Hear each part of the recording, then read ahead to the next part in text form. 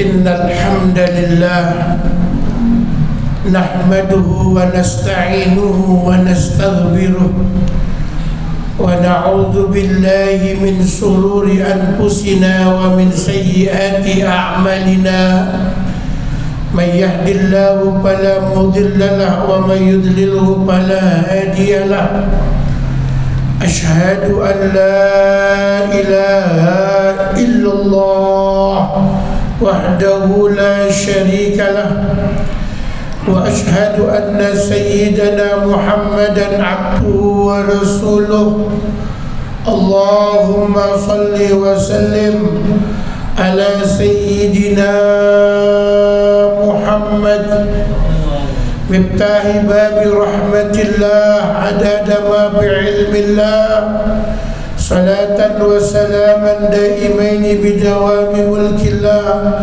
وعلى آله وصحبه أما بعد فيا عباد الله أوصيكم ونفسي بتقوى الله وطاعته لعلكم تفلحون ويقول الله تعالى في محكم تنزيله وهو أعلم بمراده يا أيها الذين آمنوا اتقوا الله حق تقاته ولا تموتن إلا وأنتم مسلمون وقال الله تعالى في آية الأخرى إن الله مع الذين اتقوا والذين هم محسنون.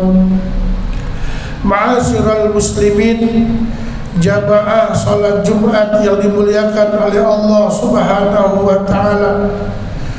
Marilah kita bersama-sama untuk selalu mengisi kehidupan kita dengan memperbanyak amal soleh. Marilah kita bersama-sama untuk selalu mengisi kehidupan kita dengan taat dan mengabdi kepada Allah. Marilah kita bersama-sama memanfaatkan waktu demi waktu yang Allah berikan kepada kita untuk bertakwa dan beriman kepada Allah. Karena sesungguhnya orang-orang yang nanti mendapatkan keselamatan, mendapatkan kebahagiaan, mendapatkan tempat yang indah di sisi Allah, mereka adalah orang-orang yang selalu bertakwa dan beriman kepada Allah Subhanahu wa ta'ala. Bukan hanya itu saja, orang-orang yang mengisi kehidupannya dengan takwa dan beriman kepada Allah, Allah akan menjadi pelindungnya setiap saat dan setiap waktunya. Allah akan mengeluarkan dari setiap persoalan dan permasalahan di dalam kehidupan dunianya. Allah Subhanahu wa ta'ala akan meninggikan derajatnya. Maka oleh karenanya, jadilah kita menjadi orang-orang yang selalu bertakwa dan beriman kepada Allah. Karena dengan takwa dan iman itulah kita akan menjadi hamba-hambanya yang selalu senantiasa mendapatkan perhatian dan kasih sayang Allah Subhanahu wa ta'ala. Bukan hanya sekedar bertakwa dan beriman kepada Allah. Orang-orang yang selamat di dunia dan di akhirat, mereka adalah orang-orang yang selalu dekat dengan kekasih Allah. Mereka adalah orang-orang yang selalu senantiasa membasahi lisannya dengan salawat dan salam kepada Rasulullah. Mereka adalah orang-orang yang kelak nanti di yaumil qiyamah mendapatkan nadrah, pandangan kasih sayang dari Rasulullah, yaitu orang-orang yang banyak bersolawat dan salam kepada baginda Nabi besar Muhammad sallallahu alaihi wasallam.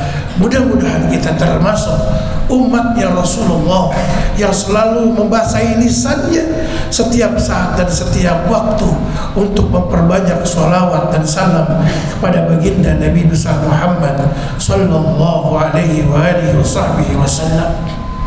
Ma'asyiral muslimin, jamaah salat Jumat yang dimuliakan oleh Allah Subhanahu wa taala. Allah Subhanahu wa taala berfirman dalam Al-Qur'an, "Innallaha la yukhliful mi'ad." Allah enggak pernah ingkar terhadap janji-janjinya. Allah enggak pernah mengingkari terhadap janji-janjinya yang diberikan kepada hamba-hambanya yang selalu patuh dan taat kepada Allah. Maka ada 4 janji yang diberikan oleh Allah Subhanahu wa ta'ala kepada mereka yang mau melakukan amal soleh. 4 perbuatan amal soleh ini apabila dilakukan oleh seorang hamba, maka Allah pasti akan menunaikan janji-janji tersebut. Sebagaimana yang termaktub di dalam Al-Quran, janji Allah yang pertama terdapat di dalam surat Ibrahim ayat 7. Allah Subhanahu wa ta'ala berfirman, A'udzu billahi minasyaitonir rajim. Bismillahirrahmanirrahim. La in syakartum la azidannakum wa la in kafartum inna 'adzabi lasyadid. Apabila seorang hambaku mereka bersyukur terhadap nikmat dan karunia yang aku berikan kepadanya, maka akan aku tambahkan kembali nikmat dan karuniaku yang lain. Tapi sebaliknya, kalau dia enggak mau bersyukur, mengingkari karunia yang telah aku berikan kepadanya, maka kata Allah, tunggu, engkau akan merasakan azab dan siksa yang pedih yang aku berikan karena engkau tidak mau bersyukur terhadap nikmat dan karuniaku. Ma'asyiral muslimin, jamaah salat Jumat yang dimuliakan oleh Allah Subhanahu wa ta'ala, ini pelajaran yang penting dan berharga buat kita. Orang yang bersyukur kepada Allah akan diberikan kemuliaan. Orang yang bersyukur kepada Allah akan diberikan derajat yang tinggi. Lalu siapa mereka? Orang-orang yang dikategorikan bersyukur terhadap nikmat dan karunia Allah. Mereka adalah orang-orang yang taat kepada Allah, yang memanfaatkan waktunya untuk menjalankan perintah-perintah Allah dengan sebaik-baiknya. Orang yang gak pernah meninggalkan perintah dan kewajibannya sebagai seorang hamba, itulah makhluk yang bersyukur kepada Allah. Orang yang mau mematuhi dan melaksanakan semua apa yang ditentukan dan diajarkan di dalam agama yang dibawa oleh baginda Nabi besar Muhammad SAW, itulah orang yang bersyukur kepada Allah. Bagaimana kita mau dikategorikan orang yang bersyukur kepada Allah, sementara kita termasuk orang-orang yang mungkin saja banyak yang meremehkan, meringankan, bahkan meninggalkan perintah dan kewajiban yang ditetapkan dalam agama yang selama ini kita anut di dalam kehidupan kita. Di antaranya sholat 5 waktu. Sholat 5 waktu adalah merupakan kewajiban bagi seorang hamba. Sholat 5 waktu ada perintah yang sangat luar biasa, di mana perintah ini tidak melalui perantara malaikat Jibril. Pertemuan kekasih dengan kekasihnya, pertemuan seorang hamba yang dimuliakan oleh Allah, baginda Nabi besar Muhammad SAW dengan sang Khalik tanpa perantara sedikit pun. Tapi berapa banyak di antara kita yang mengaku umat beriman, mengaku umat Islam, mengaku beriman kepada Allah, tapi banyak di antara kita meninggalkan sholat 5 waktu dengan terang-terangan. Banyak di antara kita membiarkan anak-anak kita, membiarkan istri-istri kita, membiarkan keluarga-keluarga kita untuk meninggalkan sholat 5 waktu. Padahal itu adalah merupakan perintah dan kewajiban yang emang kudu dilakukan oleh seorang hamba. Itulah ukuran. Kalau emang kita ini termasuk orang-orang yang senantiasa tidak meninggalkan sholat 5 waktu, perintah yang sepele saja kita lihat, maka itu adalah bagian tolak ukur apakah kita termasuk orang yang bersyukur kepada Allah atau sebaliknya. Kalau kita jaga sholat 5 waktu dengan baik, kita ajarkan keluarga kita, kita ajarkan kerabat-kerabat kita untuk tidak meninggalkan sholat 5 waktu, berarti dia merupakan bagian daripada orang-orang yang bersyukur kepada Allah. Bukan hanya sholat 5 waktu, termasuk zakat, termasuk puasa Ramadan, itu adalah bagian tolak ukur bagi mereka yang emang dikatakan bersyukur kepada Allah. Syukur-syukur ditambahkan kembali dengan ibadah-ibadah sunnah yang lainnya. Itulah merupakan bagian daripada cerminan bagi hamba-hamba Allah yang bersyukur kepada-Nya. Kalau ini kita bisa jalankan dengan baik, maka insya Allah apa yang kita minta, apa yang kita inginkan, apa yang kita kehendaki, punya hajat apa kita kepada Allah, pasti Allah akan kabulkan. Itulah janji-janji Allah kepada orang-orang yang bersyukur terhadap nikmat dan karunia-Nya. Yang kedua, janji Allah Subhanahu wa taala sebagaimana yang termaktub di dalam surat Al-Baqarah, "Adzkuruni adzkurkum washkuruni wa la takfurun." Orang yang selalu ingat kepada Allah, maka Allah akan ingat kepadanya dimanapun dia berada, di saat apapun, dalam keadaan susahkah, dalam keadaan senangkah, dalam keadaan sedihkah, dalam keadaan gembirakah, dia selalu ingat kepada Allah. Ingat bahwa dialah Allah Sang Maha Pencipta, dialah Allah tempat bergantung segala-galanya. Dia selalu ingat sama Allah Subhanahu wa taala. Maka secara otomatis orang yang selalu ingat kepada Allah, maka Allah akan ingat kepadanya. Dia selalu berzikir, dia selalu dibasahi lisannya dengan banyak-banyak menyebut Allah. Bahkan setiap kali dia melaksanakan sholat 5 waktunya, dia gak buru-buru meninggalkan tempat sholatnya. Bukan lantas yang dia keluarkan dari lisannya Allahumma lantas jalan, tapi melainkan Allahumma antas salam. Ya Allah, Engkaulah tempat memberikan keselamatan kepada setiap makhluk dan hamba. Ini waktu, ini amal soleh, ini perbuatan yang emang kelihatannya sepele, tapi besar faedahnya. Orang-orang yang selalu berzikir kepada Allah, baik dia dalam keadaan duduk, dalam keadaan berbaring, dalam keadaan berdiri, dalam keadaan apapun, dia selalu ingat kepada Allah, maka Allah akan ingat kepadanya. Itu janji Allah. Janji yang kedua yang diberikan Allah kepada hambanya. Janji yang ketiga, Allah Subhanahu wa taala berfirman di dalam surat Al-Anfal yang berbunyi, A'udzu billahi minasyaitonir rajim. Bismillahirrahmanirrahim. Wa ma kana Allah yu'adzibahum wa anta bihim wa ma kana Allah mu'adzibahum wa hum yastaghfirun.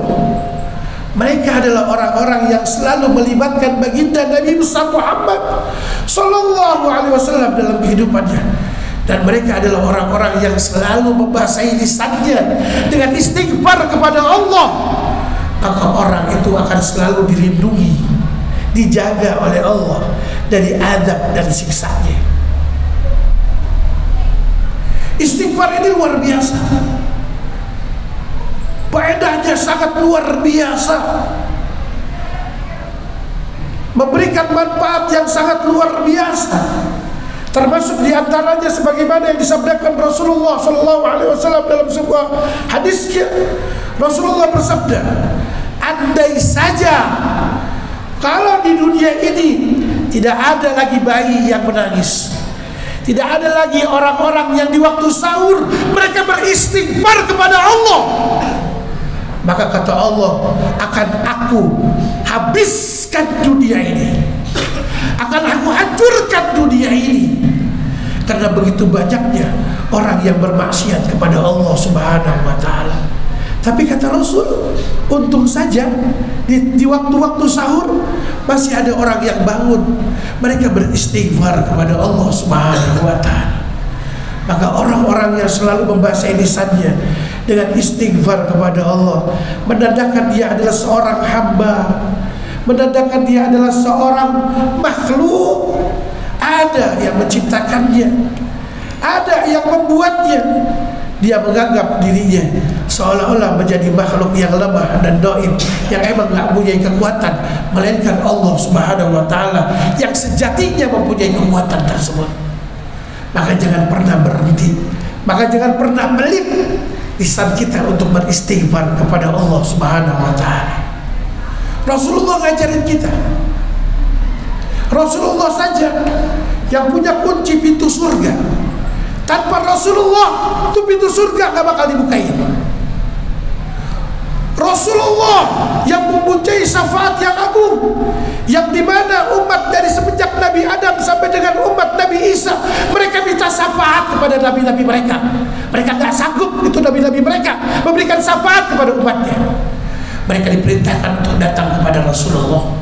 Tapi Rasulullah gak pernah berhenti, setiap harinya beristighfar kepada Allah Subhanahu wa ta'ala. Kita siapa? Kita kagak punya surga, kita kagak punya kunci surga, kita kagak punya syafaat. Apa yang kita banggakan di hadapan Allah? Mau apa yang kita jadikan jaminan kepada Allah? Sementara lisan ini pelit untuk meminta ampun kepada Allah Subhanahu wa ta'ala. Maka kalau kita ingin terhindar dari azab dan siksa Allah, maka perbanyaklah istighfar, memohon ampun kepada Allah Subhanahu wa ta'ala. Bukan hanya itu, orang-orang yang beristighfar kepada Allah di waktu-waktu sahur, itulah cerminan daripada penghuni-penghuni surganya Allah Subhanahu wa ta'ala. Itu yang ketiga. Dan yang keempat, janji Allah Subhanahu wa ta'ala sebagaimana yang terdapat di dalam surat, sebagaimana yang Allah Subhanahu wa ta'ala firmankan di dalam surat Al-Ghafir ayat 60. Allah Subhanahu wa ta'ala berfirman, wa qala rabbukum ud'uni astajib lakum innal ladzina yastakbiruna an ibadati sayadkhuluna jahannama dakhirin. Allah Subhanahu wa ta'ala berfirman, berdoalah kepadaku, niscaya doamu pasti akan aku kabulkan. Urusan doa adalah merupakan urusan yang terpenting bagi kaum muslimin. Maka Rasulullah SAW bersabda, ad-du'a silahul mu'minin. Doa itu senjatanya orang-orang yang beriman kepada Allah Subhanahu wa ta'ala. Pengalaman Al-Fakir, ketika Al-Fakir memenuhi panggilan Allah Subhanahu wa ta'ala di tahun 2004 ini, Al-Fakir mencoba untuk mengikuti asar perjalanan baginda Nabi besar Muhammad sallallahu alaihi wasallam dan perjalanan Nabi Ibrahim alaihi salatu wasallam dan keluarganya. Ketika Al-Fakir selesai melakukan wukuf di Arafah, ba'da maghrib Al-Fakir bertolak ke Zamarat, ke Mina Zamarat untuk melontarkan jumrah. Dari semenjak Arafah sampai mabit di Muzdalifah, kemudian diteruskan dengan berjalan ke Jamarat, ke Mina dan Jamarat untuk melemparkan apa namanya, Zumratul Aqabah. Itu kalau secara akal sehat yang jaraknya berkilo-kilometer itu, secara akal sehat Al-Fakir gak mungkin bisa menjalankan. Karena begitu jauhnya itu jarak dari Arafah sampai dengan Zamarat Mina dengan berjalan kaki. Tapi lagi-lagi emang doa itu senjatanya kita, orang yang beriman kepada Allah. Al-Fakir hanya minta kepada Allah, ya Rabb, berikan Al-Fakir kekuatan, berikan Al-Fakir keselamatan, berikan Al-Fakir kesehatan dan semangat bisa melempar Zamarat, bisa melempar Zumrah di Zamarat. Itu Al-Fakir jalankan sambil berdoa, meminta itu kepada Allah. Ternyata emang luar biasa. Secara akal sehat nggak mungkin, karena banyak orang yang tidak bisa meneruskan perjalanan itu. Bahkan banyak orang yang meninggal di pinggir-pinggir jalan itu karena nggak kuat. Tapi lagi-lagi doa itu adalah merupakan senjata pemungkas bagi orang-orang yang beriman kepada Allah. Dan apabila kita berdoa, pasti dikabul sama Allah Subhanahu wa ta'ala. Dan itu alami, dan itu Al-Fakir alami secara nyata ketika perjalanan dari Arafah sampai ke Mina dengan berjalan kaki. Luar biasa. Memang Allah nggak pernah menolak permintaan dan doa dari hambanya, asalkan memang benar-benar doa dan hamba itu, doa dan permintaan itu tulus keluar dari lisan hambanya meminta pertolongan kepada Sang Khalik. Maka jangan pernah kita meninggalkan doa, Jangan pernah kita memohon kepada Allah Subhanahu wa taala meninggalkannya. Karena lagi-lagi yang punya alam semesta ini hanyalah Allah Subhanahu wa taala. Sebaliknya, orang yang gak pernah minta kepada Allah, dia adalah orang yang sombong kepada Allah Subhanahu wa taala, seolah-olah dia paling besar, paling agung, tanpa meminta bantuan Allah Subhanahu wa taala sebagai sang Khalik. Mudah-mudahan 4 janji Allah ini yang diterapkan, yang difirmankan dalam Al-Quran, kita bisa amalkan dengan baik, kita bisa melazimkannya secara sempurna. Mudah-mudahan kita termasuk hamba-hamba Allah yang selalu senantiasa mendapatkan perlindungan dan kasih sayang dari Allah Subhanahu wa taala, dan mudah-mudahan kita menjadi hamba-hambanya yang kelak nanti di penghujung hidup kita Allah wafatkan kita dalam keadaan husnul khatimah. Wal asri innal insana lafi khusrin